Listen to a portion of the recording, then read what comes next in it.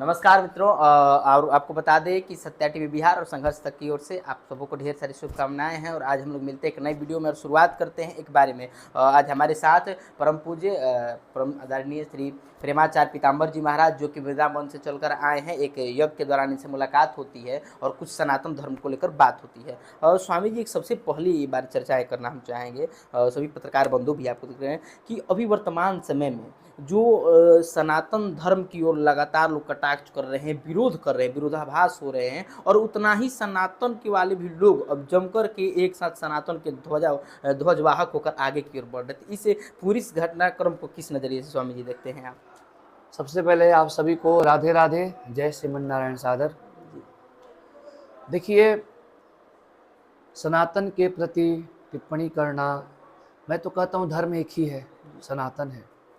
और इसके प्रति आज लोगों के अंदर जो भाव आया है, जागरूकता आई है, ये पहले से ही होना चाहिए और हमेशा तक होना चाहिए। आप जो कहते हैं कि सनातन के प्रति लोग जो कमेंट कर रहे हैं या गलत साबित करना चाह रहे हैं या सनातन से कंपेयर कर रहे हैं, तो स्वाभाविक सी बात है। घर का जो मालिक होता है, जो आज के समय में नेक इंसान होता है, ईमानदार होता है, उसी पर हम टिप्पणी करते हैं, उसी पर उंगली उठाते हैं और उसी से कंपेयर करते हैं। इसमें सनातन की कहीं से किसी प्रकार की कोई क्षति नहीं है। मैं तो कहता हूँ पूरा भारतवर्ष नहीं, पूरा देश नहीं, अपितु 7 लोग जो नीचे के हैं, अतल विथल सुतल तलातल महातल रसातल पाताल, 7 लोग जो ऊपर का है, भू भुआ स्व महाजना तप सत्य लोग, जो 50,000 करोड़ योजन का पूरे ब्रह्मांड का माप बताया गया है, वो सब सनातनी थे, सनातनी हैं और सनातनी रहेंगे। और स्वामी जी, इसी बात को लेकर विवाद होती है। और कई अभी भारत के कई अगर संतों की बात की जाए, ये बात जैसे कि एक धीरेन्द्र कृष्ण शास्त्री जी आते हैं और कहते हैं कि पूरे भारत को हिंदू राष्ट्र घोषित कर देना चाहिए। तो इससे वाक्य से आप कितना सहमत है स्वामी जी? देखिए, हिंदू राष्ट्र तो पहले से ही था, अच्छा, सदा से ही था, क्योंकि सबसे पहले धर्मशास्त्र, हम कहते हैं कि दुनिया के हर विज्ञान जो है वेद को अपौरुषीय मानता है, तो भैया उसी वेद से पुराण की उत्पत्ति है और उसी पुराण से भगवान नारायण से ब्रह्मा और ब्रह्मा से मनु आदि का सृष्टि का जो वर्णन किया गया है, तो मनु से सभी मानव का विस्तार हुआ है। तो मैं कहता हूँ कि मानव राष्ट्र घोषित होना चाहिए, इसमें कोई दिक्कत नहीं है।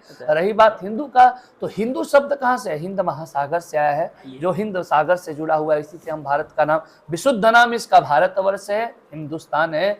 ये शुरू से मानव को रहा है। मानव यानी जो मनु के हमारे वंशज हैं और हमारे जो सनातन को, हमारे धर्म शास्त्र वेद को जो फॉलो करने वाले हैं। मैं तो कहता हूँ कि पूरे ब्रह्मांड सनातनी है। तो यदि आप सब अपने आप को सनातनी मानते हो, तो फिर इसमें हिंदू राष्ट्र घोषित करने की क्या आवश्यकता है? ये ऑलरेडी है। लेकिन यदि आप सनातन से कट रहे हो, हट रहे हो, अपने आप को सनातन से पृथक मान रहे हो, तो भैया इसको हिंदू राष्ट्र घोषित कर देना चाहिए। इसमें कहीं से कोई दूर कोई से कोई सपोर्ट नहीं है, क्योंकि हम शुरू से सब हिंदू बोले तो मनु के वंशज हैं, सनातनी है। अच्छा, इस मैसेज को लेकर स्वामी जी क्या कहना है? स्वामी जी, अभी लगातार बिहार की बात करें तो संतों का आगमन होते जा रहा है और अभी हाल ही में धीरेन्द्र कृष्ण शास्त्री भी बिहार में आने वाले। इसको लेकर राजनीति सरगर्मी तेज हो गई और कई नेताओं ने कर दिया कि अगर वो हिंदू मुस्लिम करेंगे, विवाद करेंगे, तो संत कहाँ से धर्म में बांटने का काम करते हैं? और ऐसा आरोप लगाया जाता है संतों पर कि हम रोक देंगे, नहीं आने देंगे। वो मैं ऐसे राजनेताओं से बहुत नम्रता पूर्वक निवेदन करूं कि आप ये कैसे, मैं आपसे प्रश्न भी करूं कि आप ये कैसे जान गए कि धीरेन्द्र कृष्ण जी यहाँ पर आकर के हिंदू मुस्लिम करेंगे? ये आप पहले से कैसे तय कर लिया?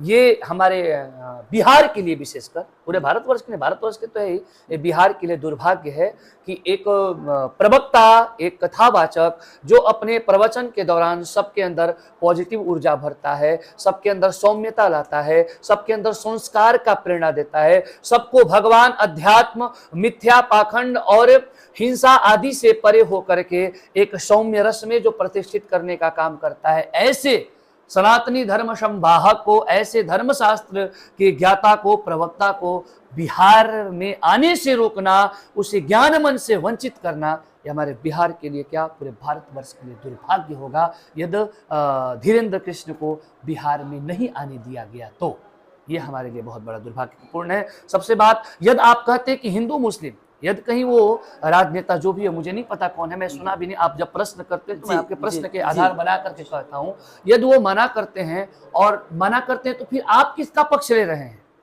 आप किसका पक्ष ले रहे हैं। आपको मना करना शोभनीय नहीं देता।